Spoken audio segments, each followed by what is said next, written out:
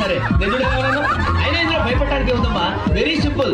అలా వెళ్ళి ఇలా తిరిగి ఆ లెఫ్ట్ లో టక్మని అయిపోతుందంటే. A few moments later.